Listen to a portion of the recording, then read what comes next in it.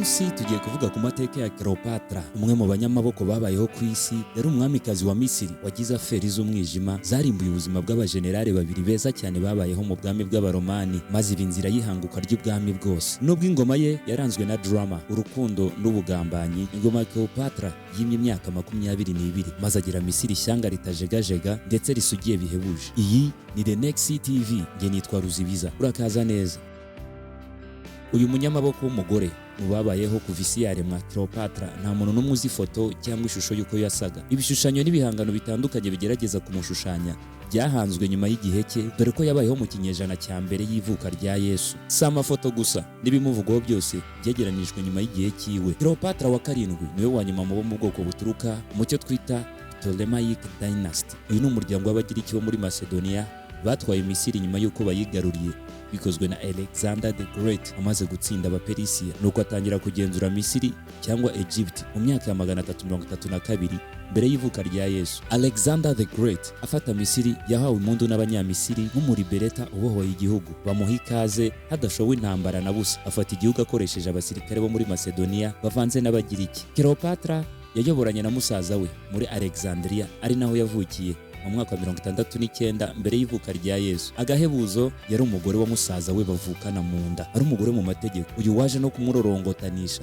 akamukura ku ngoma kubera yashakaga gutwara Misiri wenyine. Kubera ko se wa Cleopatra, Ptolemy wa 12 Orete, yari afite imyenda akavagara abereyemo abanyapolitiki bakomeye b'Abaromani, imyenda myinshi yayibagiyemo bamuhereza ubufasha butandukanye bwo kugira ngo akomeze kwima ku ngoma. Umugaba mukuru w'ingabo z'Abaromani Julius Caesar yaje gutera afata Pharsalus mu ntambara y'abasivili y'Abaromani, Rome Civil War. Ahafashwe hari hatwawe na General Pompey wahombye byose ndetse n'ubwami bwe budasigaye inyuma, maze agana Misiri gusaba ubuhungiro, aho yahise yicirwa ako kanya kihashyika. Yishwe na musaza wa Cleopatra witwaga Ptolemy wa 13 nyuma yo kubisabwa n'umujyanama w'ukomeye Potinus. Ibi kwari ukubera ko se yari umukiri ukomeye ugura imari ndetse akagirana umubano ukomeye n'Abaromani. Julius Caesar yashyitse muri Misiri mu kwezi k'Ukwakira mu mwaka wa 48 mbere y'ivuka rya Yesu. Aza akurikiye General Pompey. Akigera mu Misiri yakirijwe igihanga cye. Ibi ngibi Caesar yabonye ntacyo bivuze cyane, ntiyazuyaza ahutiraho yiyishyuriza ahubwo ideni ry'igihe kirekire Misiri yari ifitiye Abaromani. Uzirikane nyamara ko Julius Caesar yabishaka aba yarahise yiyomekaho Misiri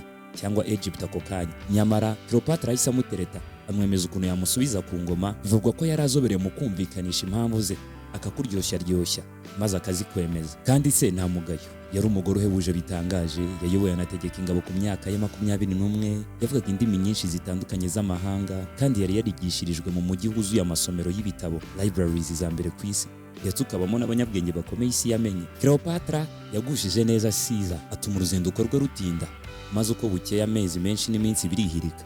Nyamara ariko Abanyaromani bamukeneye iwabo mu gihugu cye. Nyamara Caesar yakoraga ibirenze kuruhuka, yarangamiye ibyiza bigize umuco w'Abanyamisiri nka za piramide ndetse n'ibindi bitandukanye, maze ahamenyerana higira byinshi. Asubiye iwabo i Roma yahise yemeza ko habaho ikoreshwa rya kalendari, ategeka kubaka amazu yo gukoreramo ibara cyangwa imibare y'ibintu bitandukanye by'imbere mu gihugu bizwi nka statistics. Si ibyo gusa, hubatswe n'amasomero ya rusange n'ibindi bikorwa remezo byinshi cyane. Ishyaka ryo yari afite ryinshi, kandi nta kabuza niryo ryamuhitanye. Mu by'ukuri ntawe ukwiye kurenganya umwamikazi Cleopatra ngo anengerwe imiyoborere mibi idahwitse y'Abaromani. Akazi ke kwari ukuyobora Misiri, kandi yagakoze neza. Ubwo Julius yasubizaga Cleopatra ku ngoma, ubukungu yarabuzahuye, ashyiraho vast bureaucracy, bivuze systeme aho mwishyirwaho ry'amategeko abasivile ndetse n'abayobozi bo mu nzego z'ibanze batatowe mu matora yeruye nabo bagira uruhare mu ishyirwaho ry'amategeko. Si ibi gusa, Cleopatra yanaranduye ruswa burundu, cyane cyane yo mu bakuru b'amadini y'ibyiyobokamana n'abayobozi bakomeye muri leta. Iyo amapfa yateraga,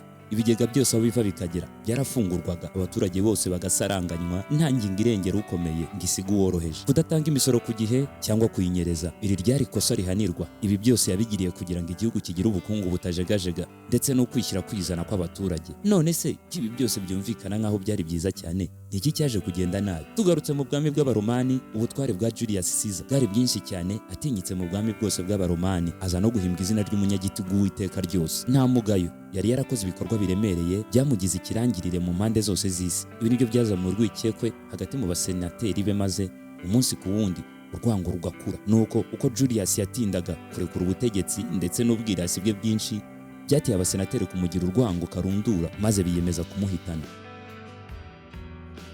Muri Werurwe itariki 15 mu mwaka 48 mbere y'ivuka rya Yesu, Julius Caesar yatewe kudeta ari mu nama n'abasenateri mu nyubako y'inama ya Curia of Pompey. Kudeta yari yapanzwe n'itsinda ry'abagizi ba nabi bagera kuri 60 na 70. Akinjira muri Sena bamucumise ibyuma icyarimwe maze agwa aho ngaho. Mu bari babiri inyuma harimo abasenateri bakuru mu bamubaga hafi, harimo Marcus Junius Brutus na Gaius Cassius Longinus. Baje kubyigamba bavuga ko impamvu yatumye Julius Caesar yicwa ari uko indengo y'ubutware n'ubwishongozi bye byahungabanyaga imico n'imiterere ya demokarasi ya leta. Nyamara na nyuma y'urupfu rwa Julius, uyu mwamikazi w'umunyamahanga Cleopatra ntiyasibye iteka kwivanga muri aferi z'abaromani n'ubwami bwabo. Gusa n'ubundi siwe waje abasanga, nibo baje bamugana bamusaba ubufasha. Itanga rya Caesar ryahereje icyerekezo gishya amateka y'abaromani kugeza aho leta y'abaromani irangiye. Nyuma hakaza ivuka ry'ubwami bw'abaromani burangajwe imbere n'abana b'abishywa ba Julius Caesar nka Octavian wahindutse Augustus Caesar. Cleopatra, umwamikazi w'uburanga buhebuje n'ubwenge bw'igitangaza, nta yandi mahitamo yari afite atari ukwikundwa akaza kuri Mark Antony ndetse na Octavian akanabashyigikira mu guhorera Caesar. Gusa reka tubanze tumenye ngo Mark Antony yari inde. Octavian we tuzi neza ko yari umwana w'umwishywa wa Julius Caesar. Marcus Antonius cyangwa Mark Antony wavutse mu mwaka wa 83 mbere y'ivuka rya Yesu, yari generale ndetse n'umunyapolitiki ukomeye mu Romani. Yegereye uwitwa Marcus Aemilius Lepidus. Uyu nawe yari umugenerale w'umuromani akaba n'umubitsi w'umugenzuzi w'ubukungu bw'igihugu. Antony yamusabye ubufasha bwo kumushakira impapuro zirimo amakuru y'imitungo ya Caesar ndetse n'imihigo yemereye abaturage maze ngo abyigarurire abisahuye. Nuko aryoshya abasenateri araboshya, yaka ijambo ryo gutambutsa ku munsi w'ikiriyo cya Julius Caesar. Mark Antony ijambo yagejeje ku mbaga nyamwinshi harimo gusezeranya kuzishyurwa umwuzuro w'ibyateganijwe byose bitagezweho mu gihe cya Caesar, maze avuga cyane byo kwihorera ku mwanzi wivuganye ubuzima bwe, inshuti yabo akaba n'umutware Julius Caesar. Abaturage ntibazuyaje, bafashe ibirango bitandukanye babikongezaho umuriro wo ku kiriyo, banyura imihanda yose bigaragambya intera ari imwe guhorera intwari yabo Julius Caesar. Ubwo b'abasenateri bishe Caesar bagiriwe inama yo guhunga bakava mu murwa mukuru. Bahise bahindurirwa imirimo.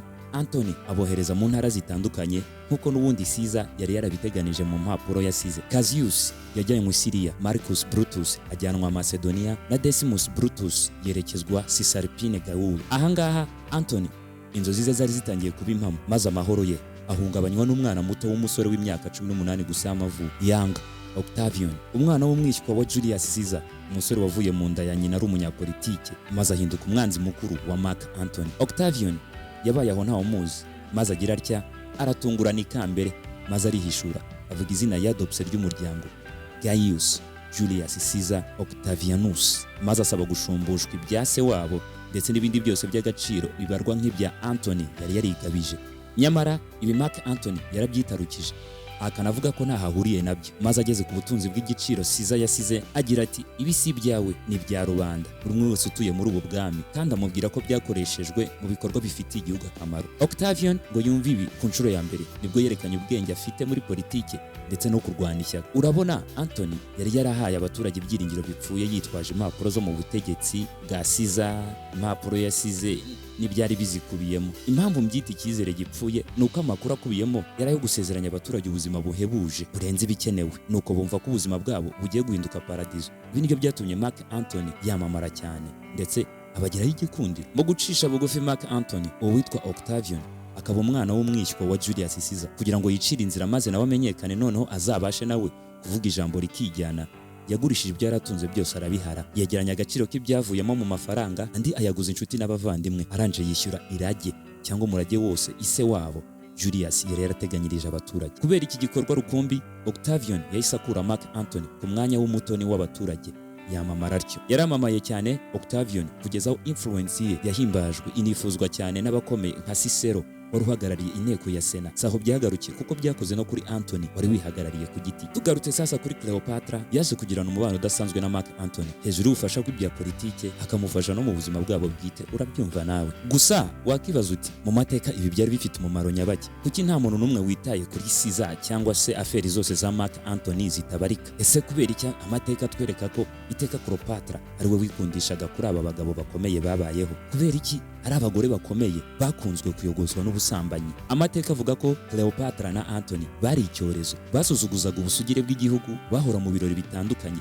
bizihiza ibidafite umutwe n'ikibuno, bakicara ku ntebe zikozwe muri zahabu hose, bakambara amakanzu y'igiciro bigize imana ntoya. Ubwo Antony yari yarigumiye Alexandria, yarashemiye ushyitsi, kandi situasiyo ya politiki yamutegekaga gusubira mu Butaliyani, aho yagombaga kugirana imishyikirano na Octavian, kuko bose barabuzukuru bakomoka kuri sekuru umwe. Octavian nibwo yari agihishurwa, bagombaga kuvugana ibyo kugabana ingoma cyangwa gutwarana. Ikindi kisumbuye mu byo bari kuganiraho nuko Antony yari yararongoye mushiki wa Octavian witwaga Octavia. Nyamara ibyo bitambutse imyaka 3 mbere yuko yongera kuzindukira mu Misiri agahura na Cleopatra, Mark Antony yaje kumenya amakuru yuko Cleopatra atwite inda ya gatatu. Uruva ko byari bisobanuye ko ibindi bice bya Roma by'Iburasirazuba byari bigiye kujya munsi y'ubugenzuzi bwa Cleopatra. Igihe cyarageze, Octavian arambiwe amabi ya Antony, ahishura iby'imirimo ye na Cleopatra yanduye, bisakara mu bwami bwose bw'Abaromani, maze arabibemeza birabacengera. Octavian amaze kubona ashyigikiwe n'imbaga y'Abaromani ingana ityo, yahise yegera Roman Senate. Uyu amateka yerekana ko ari we muntu wari ukomeye watangaga amategeko aremereye munsi y'umwami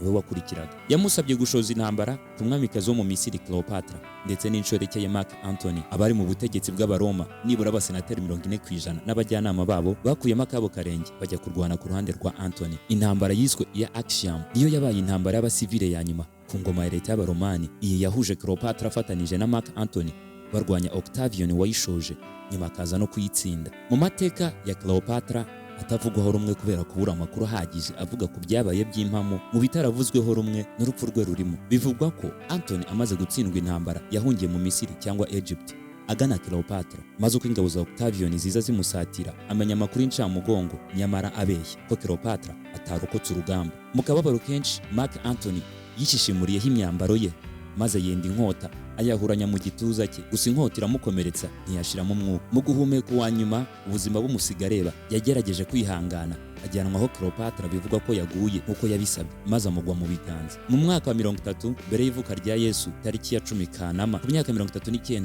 Cleopatra nyuma yo gufatwa akanyuzwa muri parade y'ingabo za Octavian asuzuguwe cyane, yumvisha atakwihanganira ibisa nk'ibyo, ariyahura ako kanya. Nubwo abantu benshi bavuga ko yishwe n'ubumara bw'inzoka z'inkazi, abandi ariko nanone bavuga ko yishwe n'uburozi yiyahuye kubera gutinya ibyamubaho aramutse afashwe bugwate na Octavian. Inkuru nk'izi nakagaruka kuri The Next TV. Wibuka gukora like, comment, share ndetse no subscribing kugira ngo tubane mu buzima bwa buri munsi. Ngewe nitwa Ubwiza.